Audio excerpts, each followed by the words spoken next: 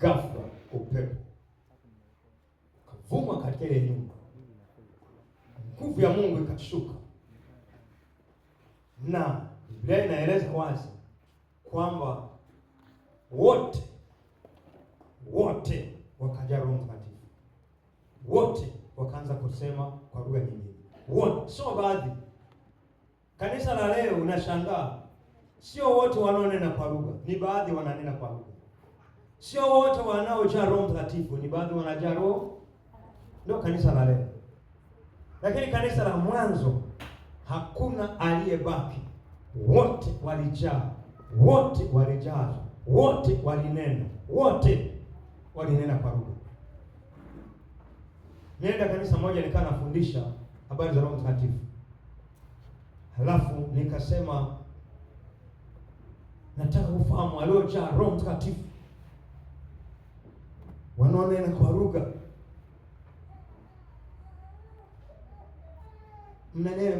wasionena kwa lugha wanyoshe mkono. Hawakunyosha. Nikasema Mungu mwema, kwa wote mnanena kwa lugha.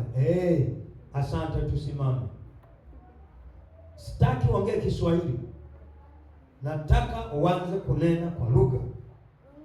Nena kwa lugha, nena kwa lugha. Twende mbele za Mungu. Niangalie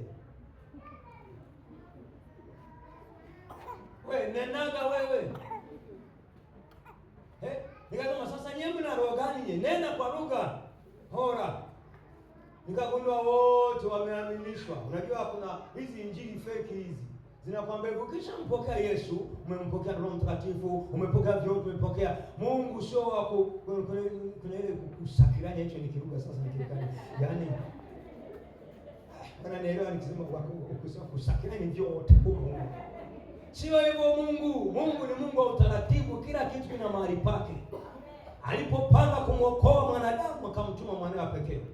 Na Yesu kabla anasema ni vizuri sana, yawafaa ninyi mimi niondoke, maana nisipoondoka hatakuja huyo msaidizi, lakini nikiondoka ndipo nitampeleka. Huyo naye akija atawaongoza, atawatia nguvu, atawafundisha, atawaambia yawapasayo. Kwa Mungu ni Mungu wa utaratibu. Mpaka Yesu alipoondoka akatoa nafasi kwa Roho Mtakatifu. Leo injili leo ni feki tu. Ukimpokea Yesu umepokea vyote. Yesu ndio huyo, Roho ndio huyo. Kwa hiyo anachokasema haina shida, hatusiponena kwa lugha. Haina matatizo. Matatizo yapo, kanisa mnanielewa? Yapo matatizo, yapo. Lazima si lazima, kwani wote wamenena kwa lugha wote? Mimi nasema wote. Kwani hapa tumesema wachache? Amesema ngoja nikupe na maana upate kuelewa umuhimu wake. Msomaji hapo fungua Yohana 14 mstari wa 26.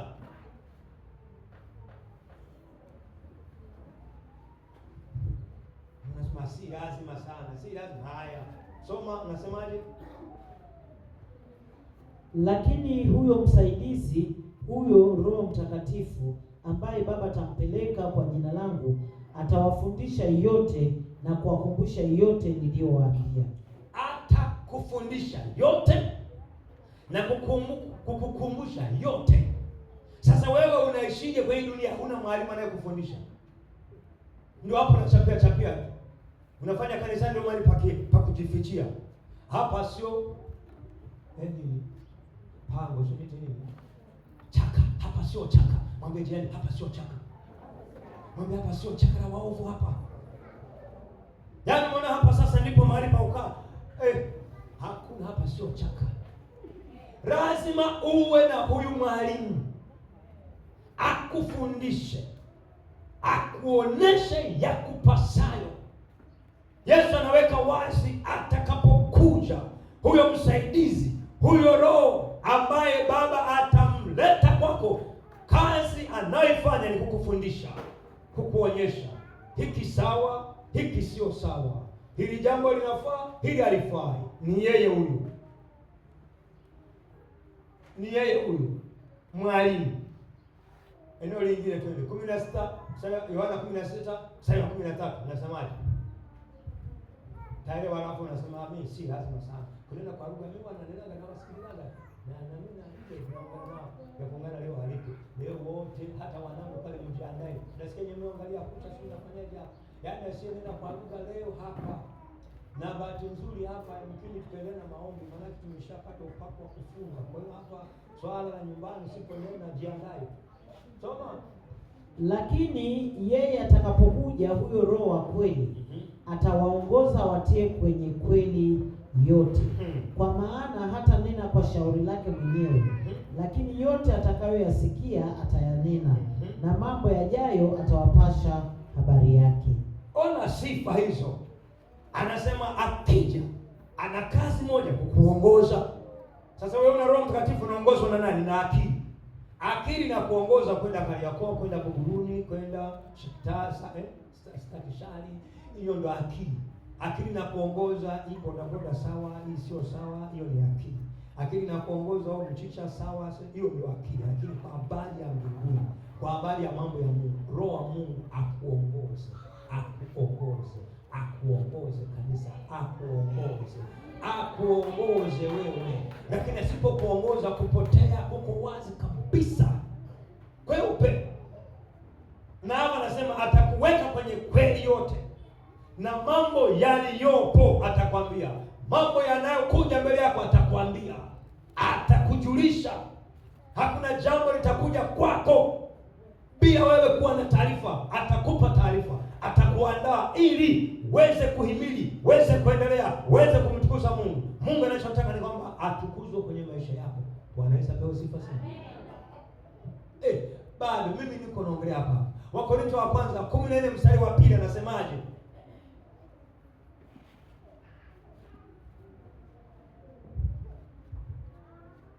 Mstari wa 2. Maana yeye anenaye kwa lugha hasemi na watu, bali husema na Mungu. Maana hakuna asikiaye, lakini anena mambo ya siri katika roho yake. Endelea. Bali yeye ahutubuye asema na watu maneno ya kuwajenga na kuwafariji na kuwatia moyo. Yeye anenaye kwa lugha hujijenga nafsi yake. Hujijenga nafsi yake. Anenaye kwa lugha, yaani ziko faida hapo. Moja, unaponena kwa lugha usemi na watu, hakuna anayesikia.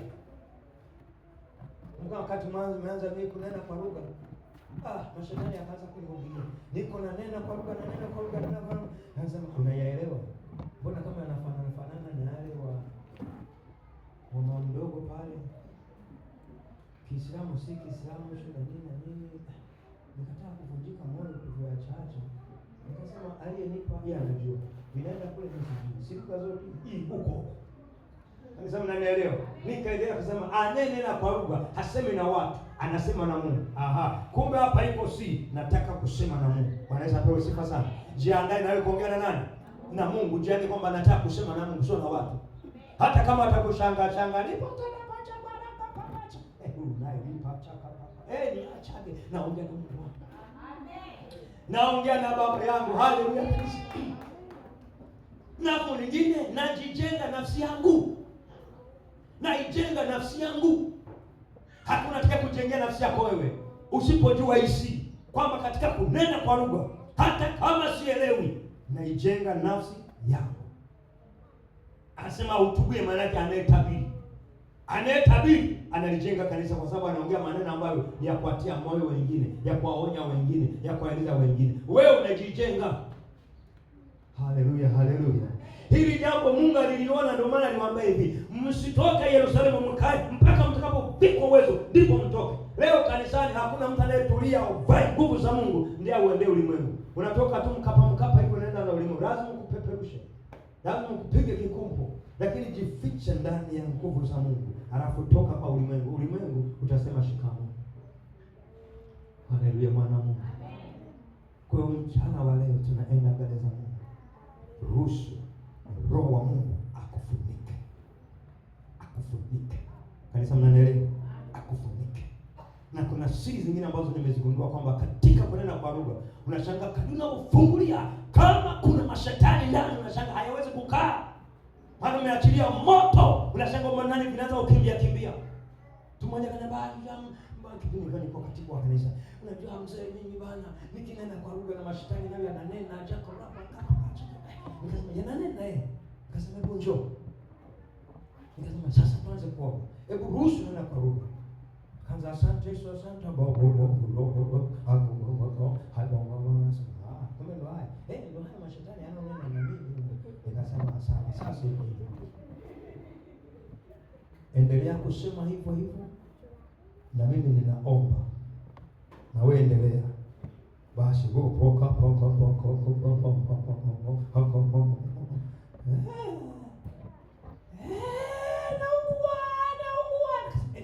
moto huo, achilia yote. Akatoka anaanza kunena. Nikasema usifanye uzembe tena.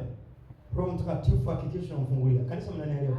Yesu alisema huyo Roho atakaa na ninyi milele. Atakaa na ninyi milele, atakuongoza milele. Manake umilele wako unaanzia hapa hadi mbinguni. Kanisa, mnanielewa?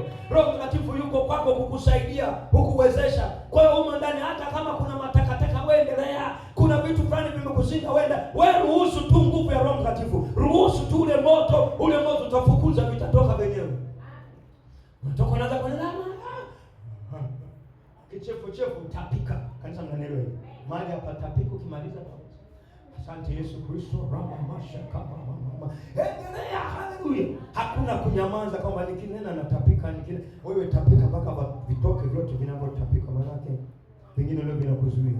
Kuna mwingine akianza kunena vichombe vinasema. Haya sasa. Yana wenyewe. Mimi sio karama yangu. Anaacha kuomba. Vichombe hivyo lazima viheshimu. Ujue Roho Mtakatifu ni Mungu. Akikaa ndani ya mtu anamfinyanga, anamtengeneza ili awe mtu yule ambaye Mungu anamhitaji. Awe mtu yule ambaye Mungu anamhitaji. Haleluya, mwana wa Mungu. Kwa hiyo jiandae katika maeneo haya, tunaenda mbele za Mungu. Wale wote ambao hawaneni kwa lugha, najua wengine nikisema hivyo wanatukia hekima, anatulia. Hajaji. Unaelewa hiyo? Haji. Wale ambao hawaneni kwa lugha, ili kusaidia kama na mtoto utakaa naye huko. Kwa wale wengine nataka wale mahali hapa ambao hawajaenena kwa lugha. Hawa wataendelea kusema asante Yesu, asante Yesu, asante Yesu, asante Yesu mpaka umenena kwa lugha. Usiombe mengine yote. Usianze Mungu niangalie nguo zimeisha. Yeye Mungu anajua zimeisha.